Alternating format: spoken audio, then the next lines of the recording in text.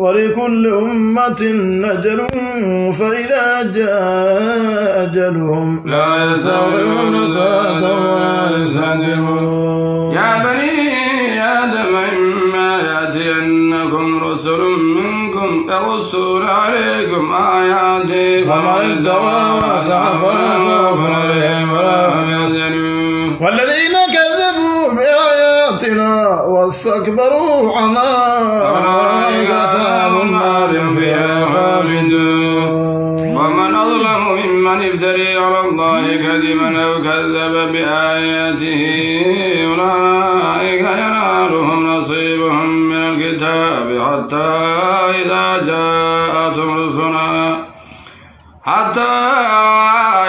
جاءتهم رسلنا يتوفونهم قالوا أين ما كنتم تدعون من دون الله قالوا ضلوا عنا وشهدوا على أنفسهم أنهم كانوا كافرين. قال ادخلوا في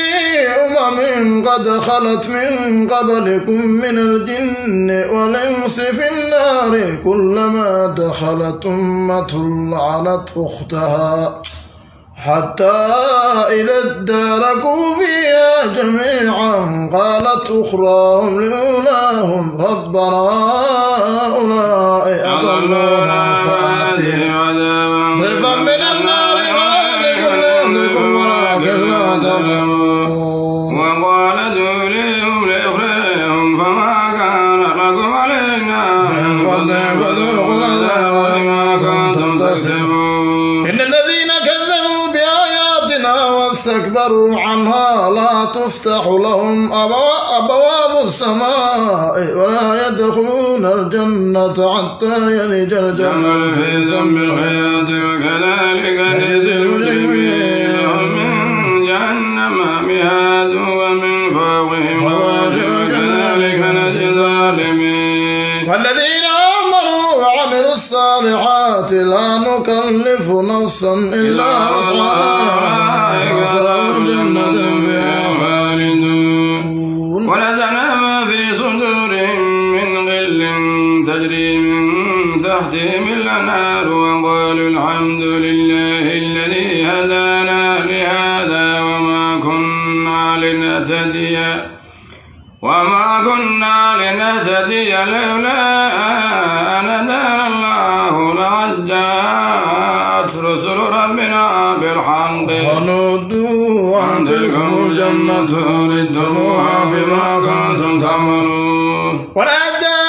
أصحاب الجنة أصحاب النار أن قد وجدنا ما وعدنا ربنا حقا فهل وجدتم ما وعد ربكم حقا قالوا نعم فأذن مؤذن بينهم لعنة على الظالمين.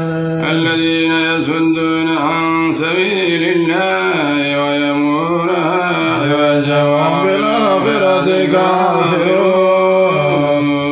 وبينهما حجاب وعلى الأعراف رجال يعرفون كلا بسيماهم ونادوا أصحاب الجنة سلام عليكم هل يدخلوها وهم يطمعون. وإذا صرفت أبصارهم تلقاء أصحاب النار قالوا ربنا لا تجعلنا مع القوم الظالمين. ونادى أصحاب الأعراف رجالا يعرفونهم بسيماهم قالوا ما أغنى عنكم جمعكم وما كنتم تستكبرون. هؤلاء الذين أقسمتم لا ينالهم الله برحمته والجنة لا خوف عليكم ولا أنتم تحزنون. ونادى أصحاب النار أصحاب الجنة أن أفيضوا علينا من الماء أو مما رزقكم الله قالوا إن الله حرمهما على الكافرين. الذين اتخذوا دينهم لهوا ولعبا وغرتهم الحياة الدنيا فاليوم فأنساهم كما نسوا لقاء يومهم هذا وما كانوا بآياتنا يجحدون ولقد جئناهم بكتاب فصلناه على علم هدى ورحمة لقوم يؤمنون هل ينظرون إلا تأويله يوم يأتي تأويله يقول الذين نسوه من قبل قد جاءت رسل ربنا بالحق فهل لنا من شفعاء فيشفعوا لنا نرد فنعمل غير الذي كنا نعمل قد خسروا أنفسهم وضل عنهم ما كانوا يفترون إن ربكم الله الذي خلق السماوات والأرض في 6 أيام ثم استوى على العرش يغشي الليل النهار يطلبه حثيثا والشمس والقمر والنجوم مسخرات بأمره تبارك الله رب العالمين ربكم تضرعا وخفية إنه لا يحب المعتدين ولا تفسدوا في الأرض بعد إصلاحها وادعوه خوفا وطمعا إن رحمة الله قريب من المحسنين وهو الذي يرسل الرياح نشرا بين يدي رحمته حتى إذا أقل السحابا ثقالا سقناه لبلد ميت فأنزلنا بالماء فأخرجنا به من كل الثمرات كذلك نخرج الموتى لعلكم تذكرون والبلد الطيب يخرج نباته بإذن ربه والذي خبث لا يخرج إلا نكدا كذلك نصرف الآيات لقوم يشكرون لقد أرسلنا نوحا إلى قومه فقال يا قوم اعبدوا الله ما لكم من إله غيره إني أخاف عليكم عذاب يوم عظيم قال الملأ من قومه إنا لنراك في ضلال مبين قال يا قوم ليس بي ضلالة ولكني رسول من رب العالمين أبلغكم رسالات ربي وأنصر لكم الله من الله ما لا تعلمون أو عجبتم أن جاءكم ذكر من ربكم على رجل منكم ينذركم ولتتقوا ولعلكم ترحمون فكذبوه فأنجيناه والذين معه في الفلك وأغرقنا الذين كذبوا بآياتنا إنهم كانوا قوم عمين وإلى عاد أخاهم هودا قال يا قوم اعبدوا الله ما لكم من إله غيره فلا تتقون قال الملأ الذين كفروا من قومه إنا لنراك في سفاهة ونظنك من الكاذبين قال يا قوم ليس بي سفاهة ولكني رسول من رب العالمين أبلغكم رسالات ربي وأنا لكم ناصح أمين أو عجبتم أن جاءكم ذكر من ربكم على رجل منكم لينذركم واذكروا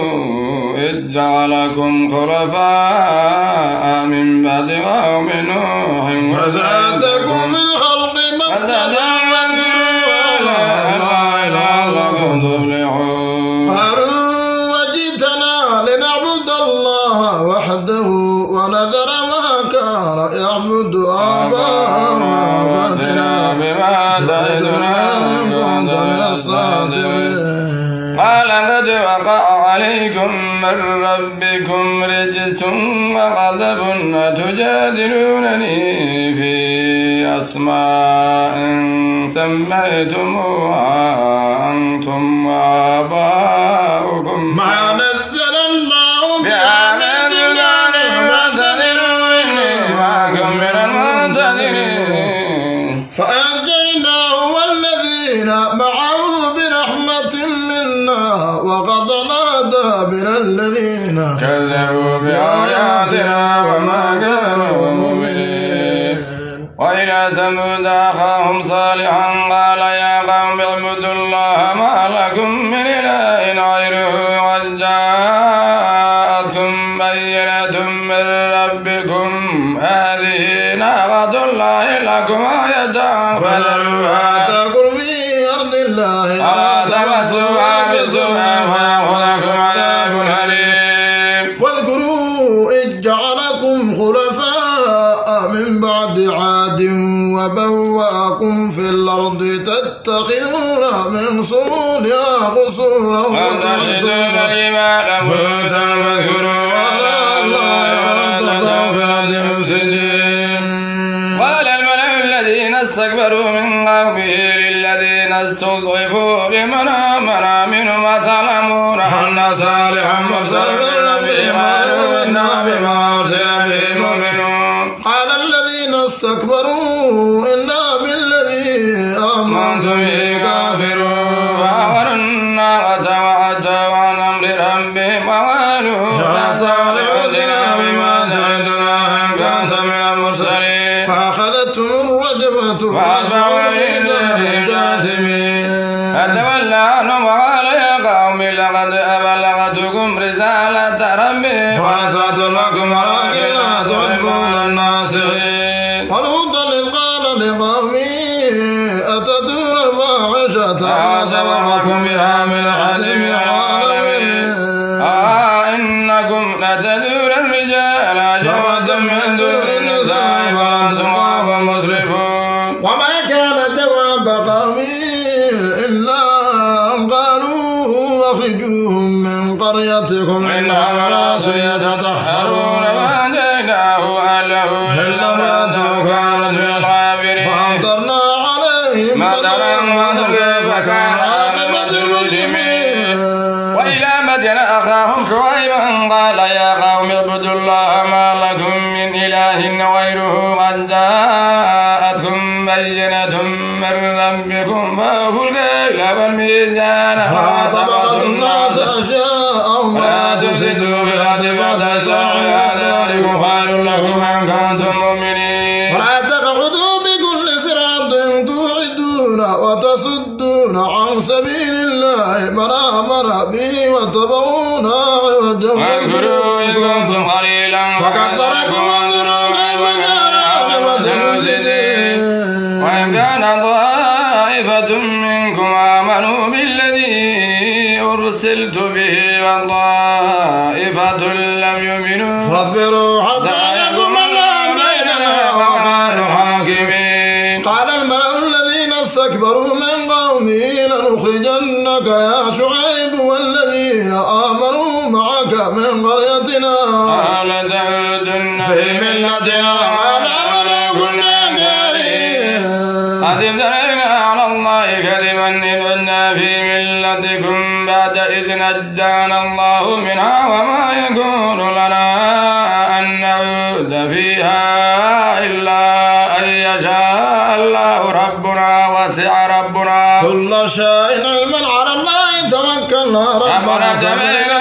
بين قومنا بالحق وأنت خير الفاتحين وقال الملأ الذين كفروا من قومه لئن اتبعتم شعيبا إنكم إذا لخاسرون فأخذتهم الرجفة فأصبحوا في دارهم جاثمين الذين كذبوا شعيبا كأن لم يغنوا فيها الذين كذبوا شعيبا كانوا هم الخاسرين فتولى عنه وقال يا قوم لقد أبلغتكم رسالات ربي ونصحت لكم فكيف آسى على قوم كافرين وما أرسلنا في قرية من نبي إلا أخذنا أهلها بالبأساء والضراء لعلهم يضرعون ثم بدلنا مكان السيئة الحسنة حتى عفوا وقالوا قد مس آباءنا الضراء والسراء وهم لا يشعرون. ولو أن أهل القرى آمنوا واتقوا لفتحنا عليهم بركات من السماء والأرض ولكن كذبوا فأخذناهم بما كانوا يكسبون. أفأمن أهل القرى أن يأتيهم بأسنا بياتا وهم نائمون. أفأمن أهل القرى أن يأتيهم بأسنا ضحى وهم يلعبون. أفأمنوا مكر الله فلا يأمن مكر الله إلا القوم الخاسرون. أولم يدر الذين يرثون الأرض من بعد أهلها أن لو نشاء وصبناهم بذنوبهم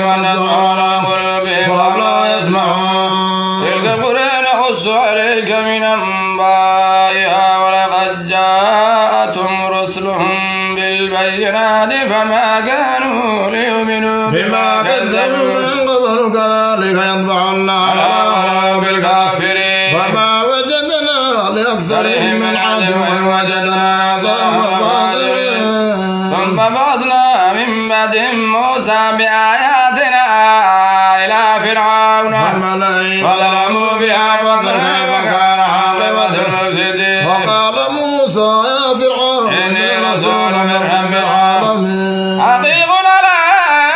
ألا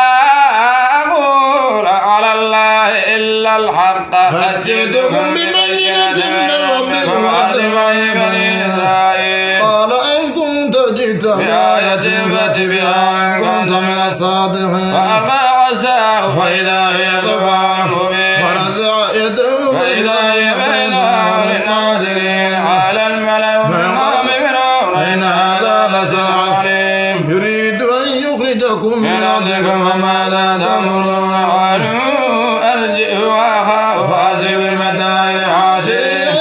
وبكل ساحر عليم. وجاء السحرة فرعون قالوا أئن لنا لأجل كنا نحن الغالبين. قال نعم وإنكم لمن المقربين. قالوا يا موسى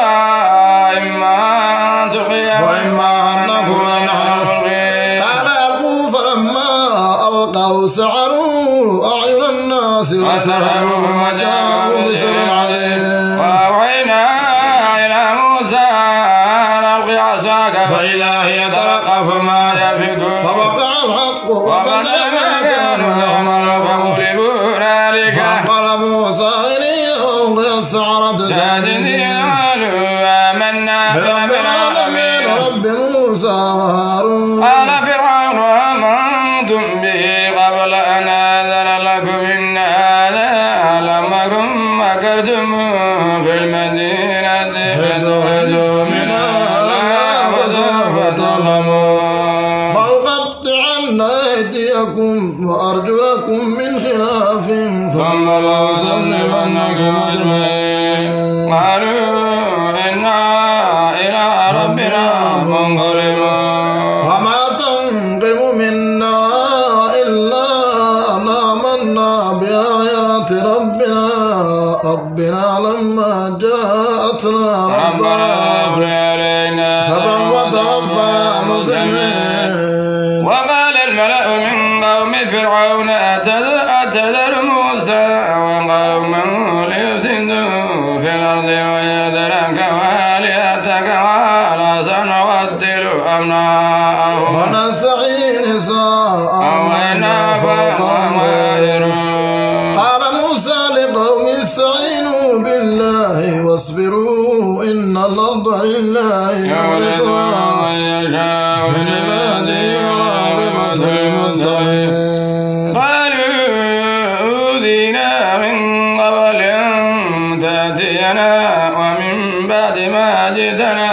قال عسى ربكم أن يهلك عدوكم ويظلمكم في الأرض فتمنوا. ولقد أخذنا آل فرعون بالسنين ونقص من الثمرات لعلهم يذكرون. فإذا جاء جاءتهم الحسنة قالوا لنا هذه وإن تصبهم سيئة يطيروا بموسى ومن معه ألا إنما طائرهم عند الله ولكن أكثرهم لا يعلمون وقالوا مهما تأتنا به من آية لتسحرنا بها فما نحن لك بمؤمنين فأرسلنا عليهم الطوفان والجراد والقمل والضفادع والدم آيات مفسرات فصبروا وكانوا قوما مجرمين ولما وقع عليهم الرجز قالوا يا موسى ادع لنا ربك بما عهد عندك لئن كشفت عنا الرجز فكبر نرسلن معك بني إسرائيل ولما كشفنا عنهم الرجز إلى أجل بالغوا إذا هم ينكثون فانتقمنا منهم فأغرقناهم في اليم بأنهم كذبوا بآياتنا وكانوا عنها غافلين وأورثنا القوم الذين كانوا يستضعفون مشارق الأرض ومغاربها التي باركنا فيها وتمت كلمة ربك الحسنى على بني إسرائيل بما صبروا فدمرنا ما كان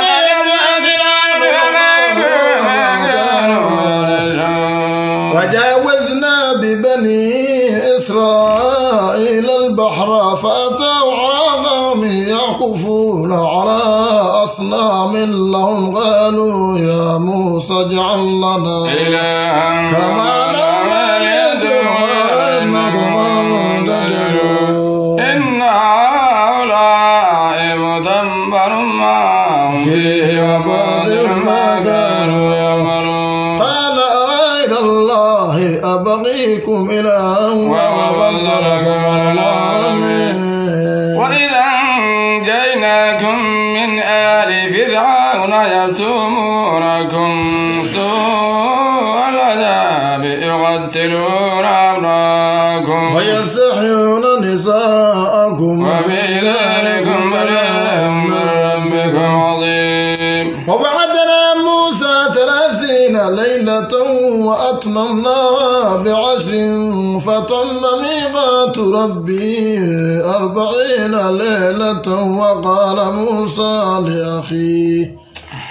ليلة وقال موسى لأخيه هارون اخلفني في قومي ولا تتبع سبيل المفسدين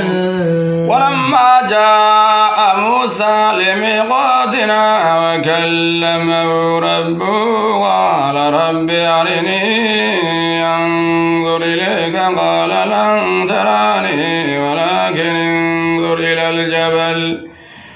ولكن انظر إلى الجبل فإن استقر مكانه فسوف تراني فلما تجلى ربه للجبل جعله دكا وخر موسى صعقا فلما قال سبحانك تبت إليك وأنا أول المؤمنين قال يا موسى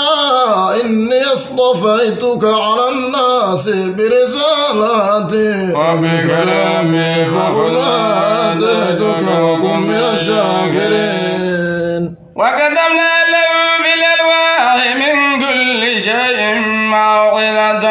وتفصيلا لكل شيء فخذها بقوة فمرها أمك يقول بأحسنها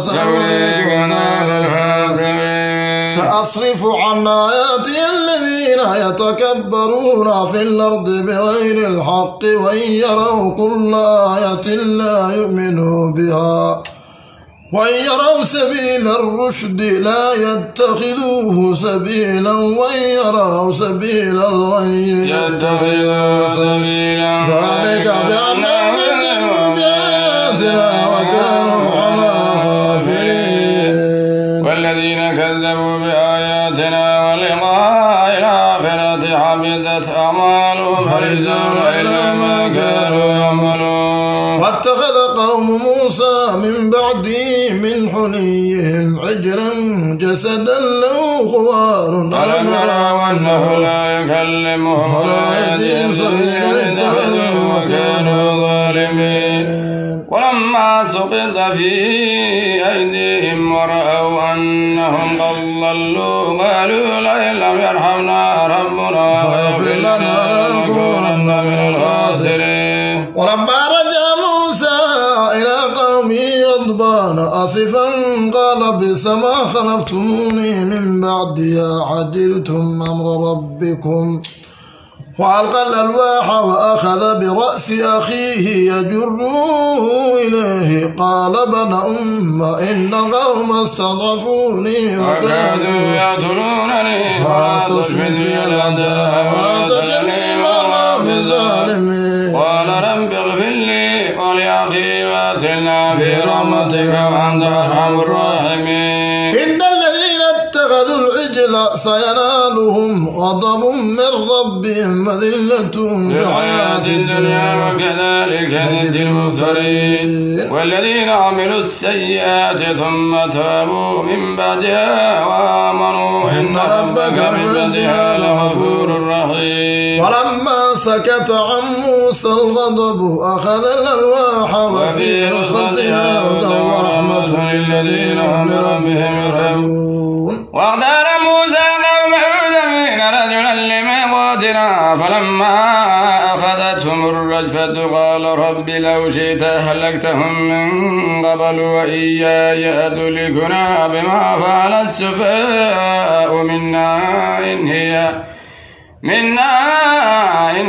إلا فتنتك تضل بها من تشاء وتهدي من تشاء أنت ولينا فاغفر لنا وارحمنا وأنت خير الغافرين واكتب لنا في هذه الدنيا حسنة وفي الآخرة إنا هدنا إليك قال عذابي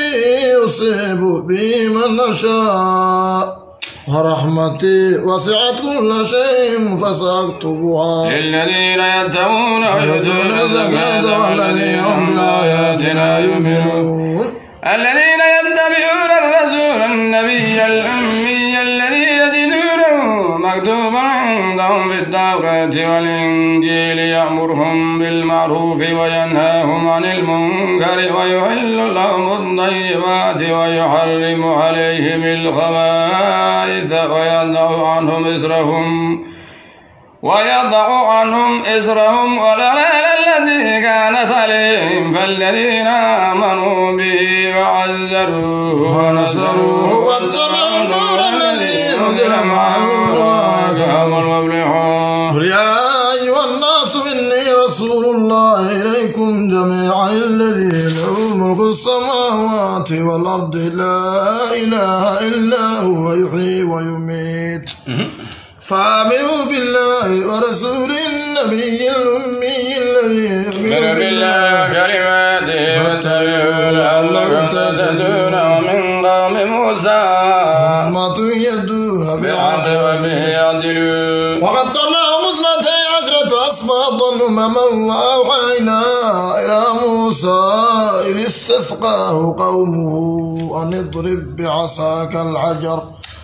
فانبجست من 12 عينا قد علم كل ناس مشربهم وظللنا عليهم الغمام وأنزلنا عليهم المن والسلوى كلوا من طيبات ما رزقناكم وما ظلمونا ولكن كانوا أنفسهم يظلمون وإذ قيل لهم اسكنوا هذه القرية وكلوا منها حيث شئتم وقولوا حطة وادخلوا الباب سجدا نغفر لكم خطاياكم سنزيد المحسنين فبدل الذين ظلموا منهم قولا غير الذي قيل لهم فأرسلنا عليهم رجزا من السماء بما كانوا يظلمون واسألهم عن القرية التي كانت حاضرة البحر إذ يعدون في السبت إذ تأتيهم حيتانهم يوم سبتهم شرعا ويوم لا يسبتون فأتتهم كذلك نبلوهم بما كانوا يظلمون وإذ قالت طائفة منهم لم تعظون قوما الله مهلكهم أو معذبهم عذابا شديدا قالوا معذرة إلى ربكم ولعلهم يتقون فلما نسوا ما ذكروا به أنجينا الذين ينهون عن السوء وأخذنا الذين ظلموا بعذاب بئيس بما كانوا يصفون فلما عتوا عما نهوا عنه قلنا لهم كونوا قردة خاسئين وإذ تأذن ربك ليبعثن عليهم إلى يوم القيامة من يسومهم سوء العذاب إن ربك سريع العقاب وإنه لغفور رحيم وقطعناهم في الأرض أمما منهم الصالحون ومنهم دون ذلك وبلوناهم بالحسنات والسيئات لعلهم يرجعون فخلف من بعدهم خلف ورثوا الكتاب يأخذون عرض هذا الأدنى ويقولون سيغفر لنا وإن يأتهم عرض مثله يأخذوه ألم يؤخذ عليهم ميثاق الكتاب ألا يقولوا على الله إلا الحق فدرسوا ما فيه والدار الآخرة